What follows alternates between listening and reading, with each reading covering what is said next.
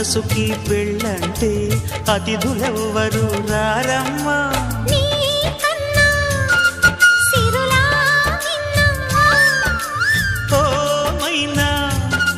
మనమను మెచ్చిన మనసులు పెట్టిన సుముహూర్తం ఇది.